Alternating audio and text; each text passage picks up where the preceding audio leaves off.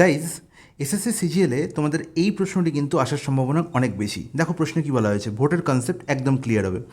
In an election between A and B every fifth vote polled was marked as invalid. তাহলে কী বলা হয়েছে, প্রত্যেক 5টি ভোটের মধ্যে একটি ভোট দেখতে পাচ্ছি ইনভ্যালিড। তাহলে আমি এখান থেকে বলতে পারি যে ইনভ্যালিড আর ভ্যালিডের রেশিও কি, প্রত্যেক 5টা ভোটের মধ্যে একটা ভোট যদি ইনভ্যালিড হয় তাহলে ভ্যালিড 4টে। হ্যাঁ কি না বলবো? হ্যাঁ, একদম ঠিক, কোনো অসুবিধা নেই। তাহলে আমি যদি এখানে 4 + 1 5 করে নিই, এই 5 হচ্ছে কি পোল্ড ভোট, টোটাল কতগুলো ভোট পড়েছে। আমি যদি 100-এর উপর বিচার করি তাহলে দেখতে পাবো যে ভ্যালিড ভোট হচ্ছে 80টা আর ইনভ্যালিড ভোট হচ্ছে 20টা। ইজ নট ইট বলবে? হ্যাঁ, একদম ঠিক।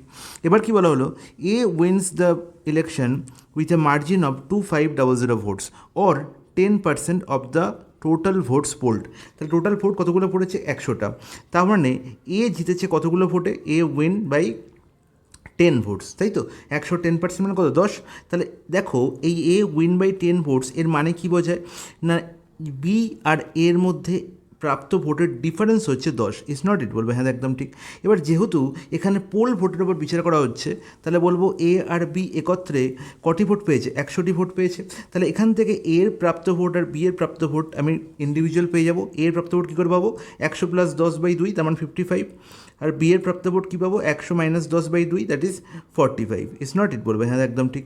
এবার কি বলা হয়েছে যে যদি 90% of the invalid vote would have been in favour of B, তাহলে ইনভ্যালিড ভোট ছিল 20টা, তাহলে 90% কত? 18টা। তাহলে এই 18টা ভোট যদি বি এর ঘরে চলে যায় তাহলে বি এর প্রাপ্ত ভোট কত হয়ে যাবে গো?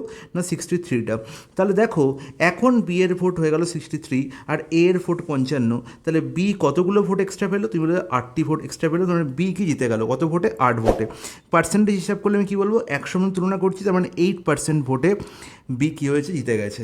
তার মানে অপশান এ হয়ে গেল কারেক্ট আনসার।